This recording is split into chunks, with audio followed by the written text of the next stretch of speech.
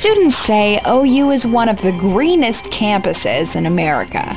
So what better way to mark the end of Earth Week than to hold an environmentally friendly marketplace? We called it the Conveniently Green Market, which is everybody here is tied in on the theme of like sustainable living and sustainability, being healthy to ourselves and being healthy to our earth and our environment. So I think that sustainability would be the theme that ties us all together. The market's 20 tables brought together not only green-conscious organizations, but humanitarian groups as well. For example, the Empower campaign is devoted to developing primary education in Uganda and other third world nations. Beyond Uganda, it's just to raise awareness about, that so many children don't have access to education. But even groups like Empower are no strangers to the importance of sustainability and conservation. Crystal Edmonds and her fellow Empower interns sell jewelry and baskets made from organic material. They hope the sales profits from the market will put them a little closer to reaching their annual goal of $10,000. These are made from banana leaves, and they're covered in a fig leaf sap, so they're all like recycled and sustainable.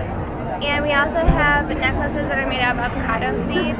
During the monsoon season, when it's too wet to dry the paper, we make it out of avocado. Other groups use the event to get the word out about their organizations. STAND, a student anti-genocide coalition, came to the campus only recently. So when the Green Fair was announced, STAND's officers jumped at the opportunity to market themselves.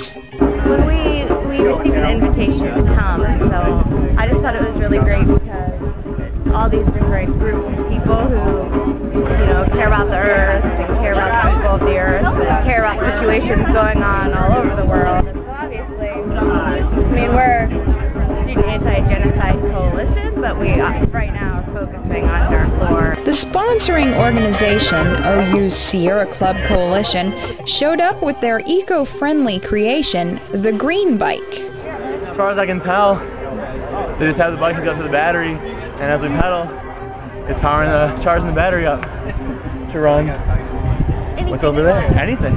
The man-powered device, made from junkyard parts and leftover recyclables, can power anything, its inventors claim, with the exception of heaters. Right now we're powering, we got an alternator, a car alternator. A belt goes around the back tire of the bike and turns the alternator, which charges this battery, marine battery, like long lasting, and then goes to the inverter, which really is the most expensive part, to be able to power whatever you want, plug in the voltage. Still others showed up at the market without any affiliation. Former OU student Erin Eloise came to the fair to sell her reused product. She makes stylish skirts, caps, and scarves from something that typically ends up sitting in landfills for years without any degradation: plastic bags. Becky Clark says living and buying sustainably can seem like a challenge for beginners at first, but Athens is a great place to start learning how to do it.